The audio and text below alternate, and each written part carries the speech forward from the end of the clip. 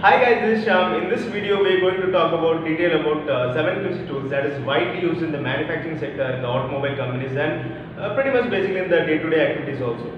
So before explaining this, let me introduce myself. My name is Sham, and I'm basically a mechanical engineer, and I'm working in a manufacturing sector, and almost working for the past 7 years in the manufacturing sector. So I just have a basic idea, and what are the 7QC tools have been used in the process in various divisions of the company. So instead of going elaborate and technical about that, let me just give you a simple and brief explanation about each of the tools, which you can easily grasp in your mind, and you can have it a little idea about that.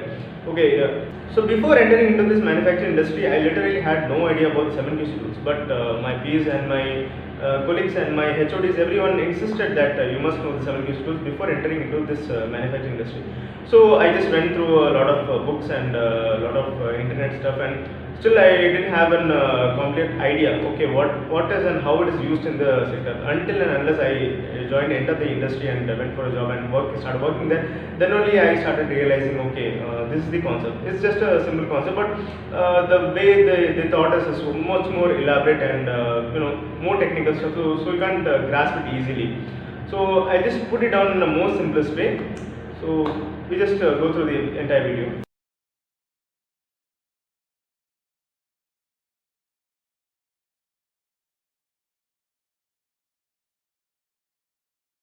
So at number one, we have check sheets. So check sheets are basically like checkpoints. Suppose you are going out of the house and you have to check, okay, if the doors are closed and if the gas stove is on, or you have switched on the light. So like that, you remember some points. Okay, we have 10 points. So these points must be checked before leaving your house. So you just put down a list and write it on a paper. And what you do is you just take it out. Okay, this has been done. This has been done. Okay, the next step I have to do is close the door and have to go out. So this is the similar case in the production industry also. So likewise, if you start a machine, so there are little basic parameters are there. Suppose there is a pressure gauge and there is a startup parameter, and many things are there. So you just list down all those items, including the cleaning items also. If the working table where you're working is very untidy and you must remove all the things, so that even that things are also included in the checklist. So you just basically what you do is you just tick it down. Okay, it's not there. This pressure gauge is okay. This parameter is okay. So we just write it down and take it down. So that is basically a checklist. So checking a basic listing down an item and checking whether it's available or not available. That is the idea of checklist and check sheet. It's either called a check sheet or checklist. So the second QC tools is called flowchart. So flowchart is basically a process flow.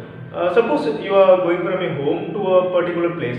So what are the things you do? You take your bike and what you do, you travel and you pick up some groceries on the way, and afterwards you just go this way. And while before, suppose you can't go through your bike, you just take a bus, and through the bus you can reach your destination. So there is a process flow. So taking a bike is a process, and picking up a grocery is a process, and getting into a bus is a process, and reaching your destination is your process.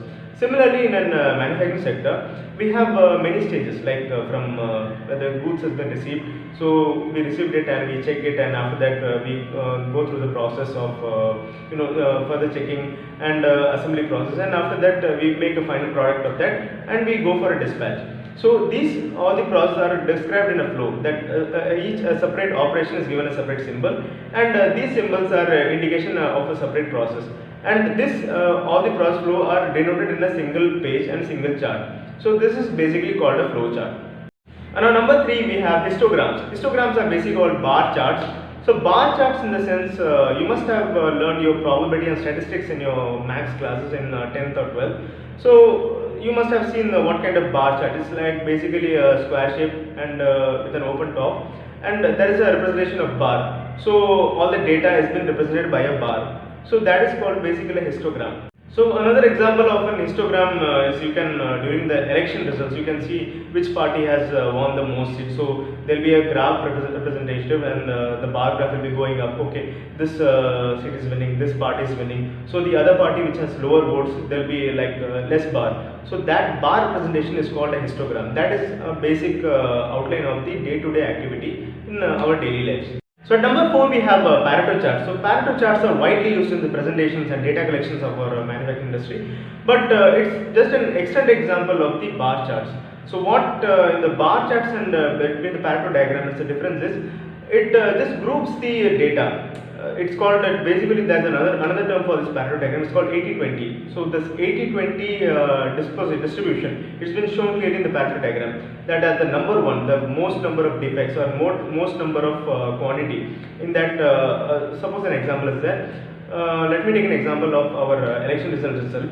So suppose a party has won the maximum number of seats. It's been shown in the first column, and the second one. At the second leading party is shown in the second column, and likewise the third, fourth, sixth. So it's basically from ascending to descending. So that's what is a Pareto chart is. So it's basically used in data collection. After collecting the data, you can you have to check which is suppose there's a process running, and you have to find which is the most defected quantity.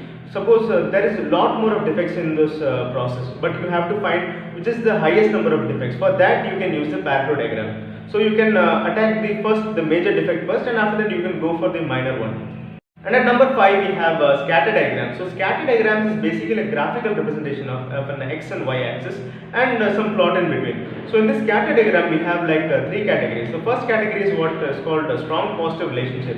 So what is a strong positive relationship in sense means there is a quantity in the y axis and there is a quantity in the x axis.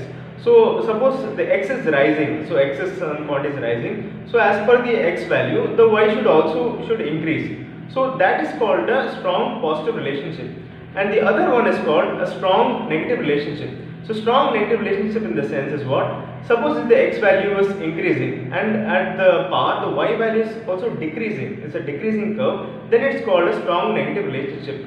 And another third we have a no relation. The no relation, the scatter diagram will plot be like there is an xy axis, but in that between there will be a dot in everywhere, there will be a dot in all the positions, so you can find a no relation in between. So that's why it's called a no relation.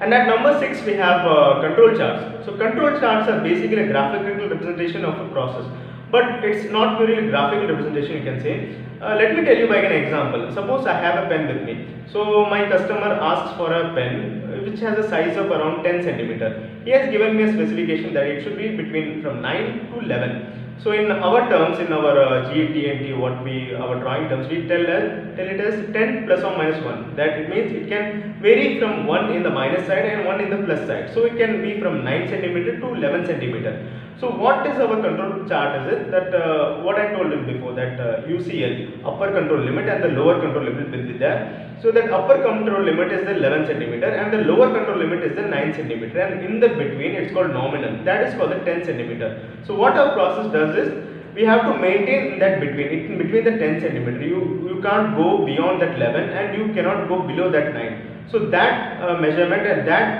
control is being controlled by the control charts. And the last and the most important tool we have is called cause and effect diagram. So cause and effect diagram, we have another name is called fishbone or Ishikawa diagram. So Ishikawa diagram, why it's called Ishikawa means the Ishikawa is the man who invented this diagram. So this diagram is normally what is the representation of a defect and the factors that help in producing that defect.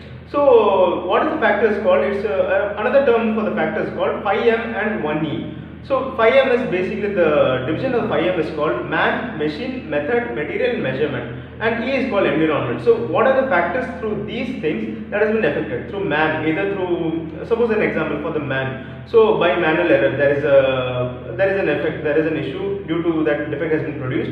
Then it will be classified under the man issue. And another is called machine, due to the machine, some fault is there due to the machine, it has happened, the defect has been produced and it's called a machine defect. And another in method, suppose the method of working is not proper. Suppose you have to pick a place from A to B, but you didn't obey that law. So that defect falls in the method issue. And another is called material. Some material in the sense there is some issue in the material itself. So it comes under the material problem. And the measurement is what the measurement technique. Suppose you are using a vernier caliper or a micrometer and using the measuring instrument to measure that product. And if you are not able to measure properly and you have made some error in measuring the product using that measuring equipment, so it falls under the measurement techniques. And the another one is the most important one, the environment. The environment factor in the sense is what either there is it's very hot outside, it's very cold outside, and after that maybe some issues with the present environment of that, and everything comes under the environment. So due to that, this defect has been produced. So all these factors has what are the factors that has been contributed to produce this defect is comes under this fishbone Ichikawa or the cause and effect diagram. So that's it guys, this is the basic concept of the 7QC tools. If you have any queries regarding this and you have any doubts, please comment in the comment box. And if you want to further learn more things about that, do send me a query regarding that. I'll just explain more further in our next video. So if you really like this video, please like, and if you want to share this to your friends, you can definitely share it. And if possible, just subscribe to the channel for further more updates regarding this quality issues. Thank you guys.